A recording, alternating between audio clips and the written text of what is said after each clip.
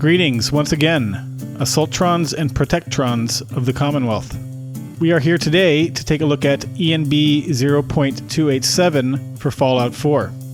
Now this is a milestone release for ENB because it introduces the first visual effect of ENB series for Fallout 4, and that is depth of field. If you're interested in how to install ENB or how to configure ENBoost, please see my other videos on those subjects. If some of you are wondering why I have not made a new ENB video in some time, much of my time has gone into creating the Ojo Bueno Nuka-Cola machine retexture, which is now available on the Nexus Mods website.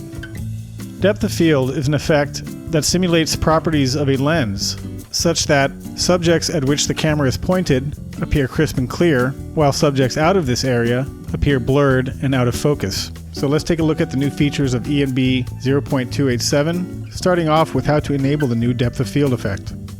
First, we're going to open our in-game menu by hitting Shift-Enter, and here in the Effects section, you'll see a new entry for Enable Depth of Field. You're going to want to click this to enable the effect, and then over in our Shader Parameters window, open the Depth of Field section and select Example DOF from the drop-down menu. And you'll see we have a number of parameters here we can use to adjust the depth of field. I will go ahead and change the blur max range to 2, and then close my ENB menu. And now we can see that when I focus in on the wall, the background has gone blurry. When I focus on the distance, objects in the foreground are blurry. As I approach the gas pump, note that the background is clear, but the closer I get, the background becomes more and more out of focus. This may be difficult to fully appreciate in a YouTube video due to compression, and is best experienced firsthand, though hopefully the quality of the video is sufficient to give you a sense of the effect. Now the depth of field effect provided with ENB 0.287 is just a sample effect provided by the creator of ENB, Boris Vorontsov. As such, we can look forward to seeing new alternate versions of depth of field effects provided by the ENB modding community, similar to those that are now available for games like Skyrim.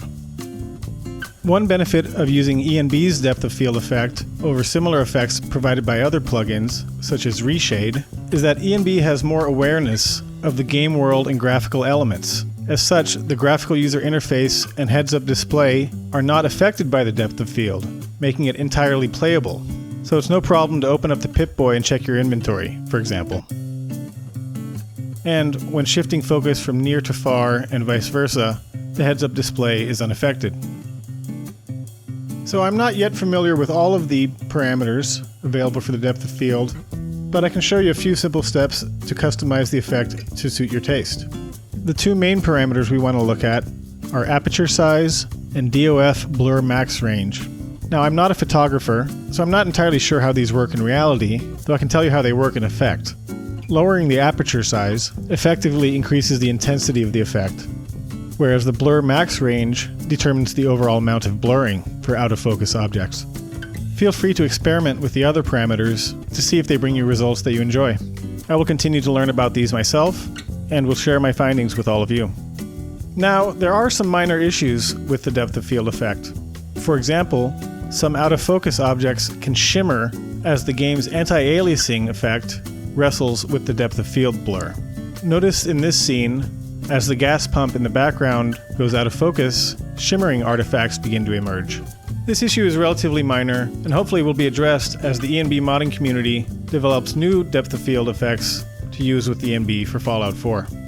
Another issue occurs when playing in third person, as the player character can appear out of focus, as shown here, because they are not positioned in the center of the camera.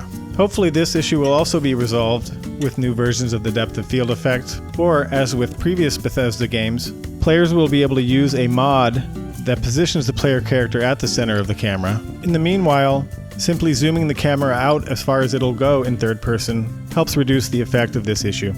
Alright folks, that's it for today. As always, I want to thank you for joining me, and be sure to look out for my next video where I look at the ENB color correction tools and how they can be used to adjust your game image to create, for example, a vintage sepia tone look. If you enjoyed the video, please give it a thumbs up, and be sure to stay tuned for more updates about ENB and other visual and performance mods for Fallout 4. Catch you next time.